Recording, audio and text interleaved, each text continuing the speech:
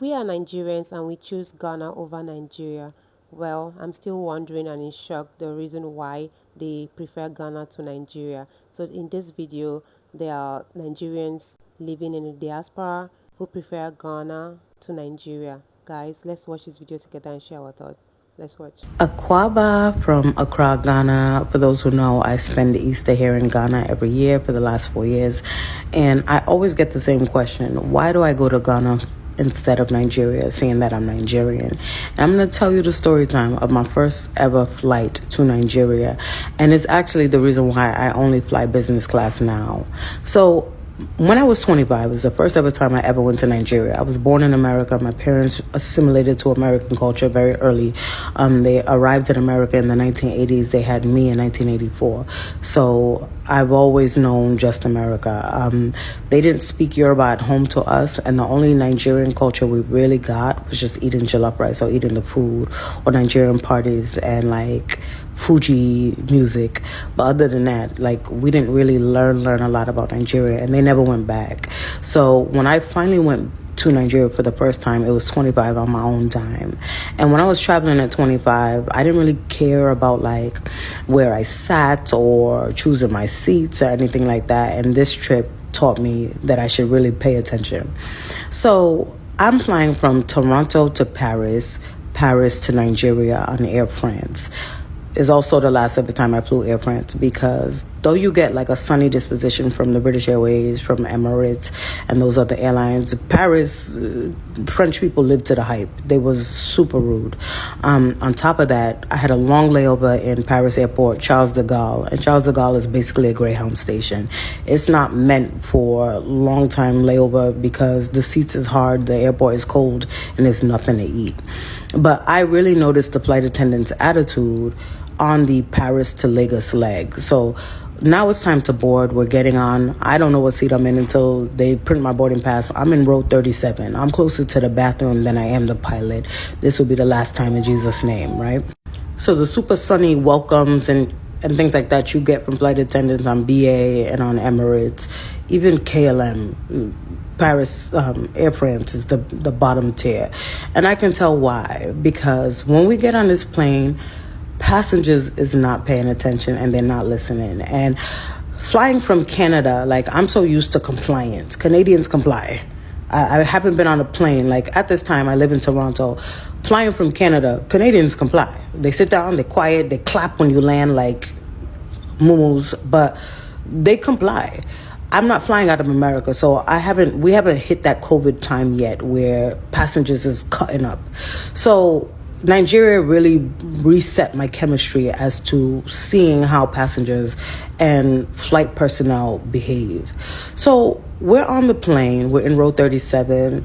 The flight attendants got a bit of a funky attitude. Like, they're impatient when you're asking for stuff and when they're taking your order for drinks and things like that. A little bit of a funky attitude. But when we start to land, we are in descent. The plane is angled down like this.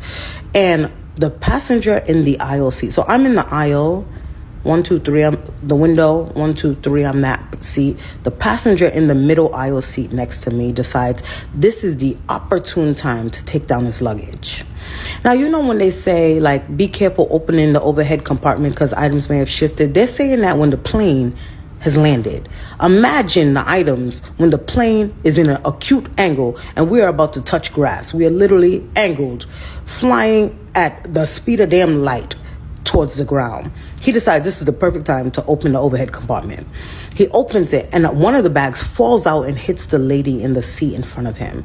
She thinks that the plane is falling apart. This auntie starts to scream, "They've killed me! They've killed me!" which is making everyone now look around to see what's going on. He is oblivious. He's standing on his seat. The flight attendants is buckled into the jump seat. They're screaming down the aisle for him to sit down. He is standing on the seat, pulling bags down. The bags, people's coats is falling out. He does not care. The man in the seat in front of me, we're going to call him Nollywood actor because his American accent was the most forced thing I've ever heard in my life. Like, it sounded like he did voice coaching for a Nollywood movie where the actor goes to America and comes back, right? Yo, guy, what are you doing? The uncle pulling the bags looks back at him like he's a fly on the floor. Keeps pulling the bags. He's like, are you crazy? Now, if you know a Nigerian, calling them crazy is fighting words. So he turns around, uncle with the bags is like, how dare you call me crazy? Do you know who I am? Which is the most Nigerian phrase you could ever hear. If you ever want to hear somebody inflate their sense of importance, this is the phrase.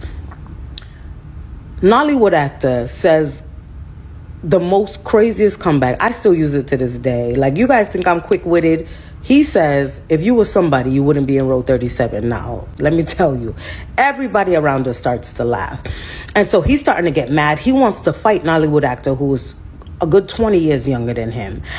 The auntie who got the bag jumped on her head is like, oh, don't fight. Imagine you just got assaulted with a bag and now she's trying to smooth things over.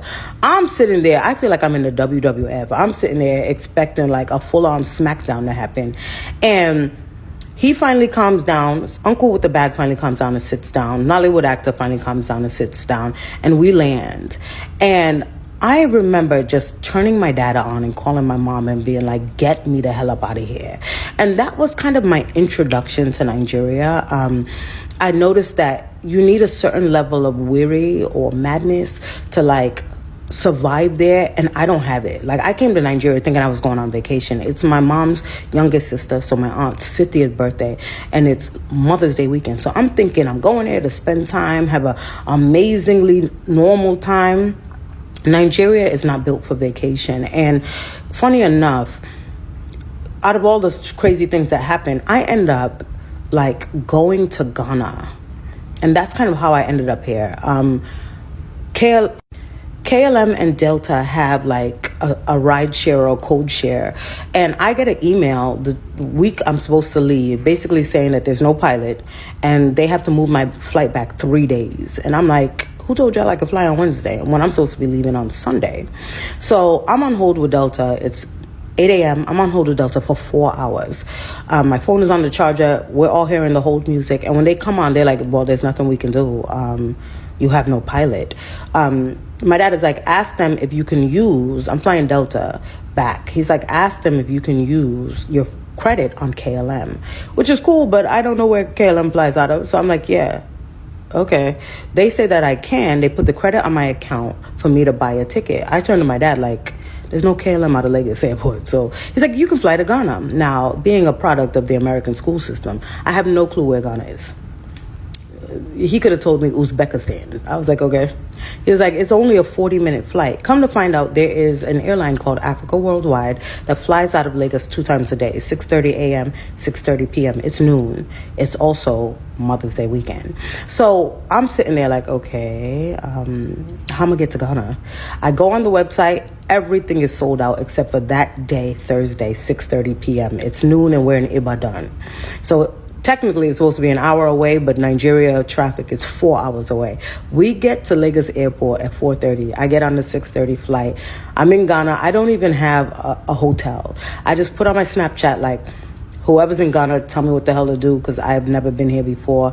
And people bombard me with, like, clubs, restaurants, hotels. It was amazing. And because of the size of Accra, which is, like, a third the size of Lagos, getting around is so easy. There's Uber. I had a blast. I remember my first time out in Ghana, I went to 6 clubs. I went from like front bag to Mood, back to front bag to Bloom Bar to a place called Ace. I get out of Ace, the sun is out.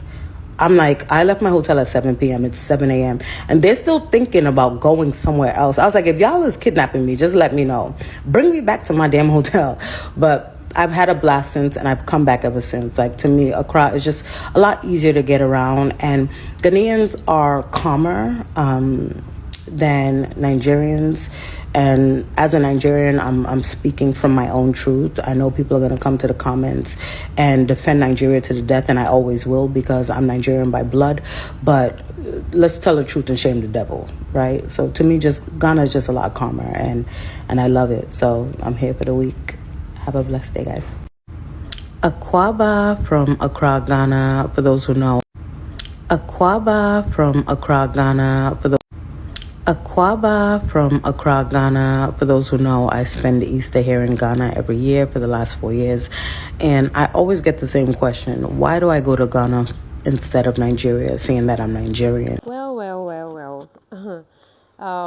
For me, this is a normal thing in Nigeria. Like if you're in Nigeria and you lived your life in Nigeria, you will know that it is normal to experience what this lady experienced. But if you are like her, as she said, that she was 25 years when she first visited Nigeria, and that was her experience. So it will be shocking to her. So when people are returning back home, they should return back home to a place they will have peace of mind. He's coming home to rest. But if you are not getting the rest, you're not getting the peace of mind you are coming back to Nigeria to get, then why should you choose to go back to Nigeria? Like I would advise anybody, even though the person is not my brother, blah blah blah, I would advise him to, pick a country that he sees peace. So, sister, you're welcome to Ghana, Aquaba. I love the way she started her video. She was like, Aquaba, that peace Ghana gives her.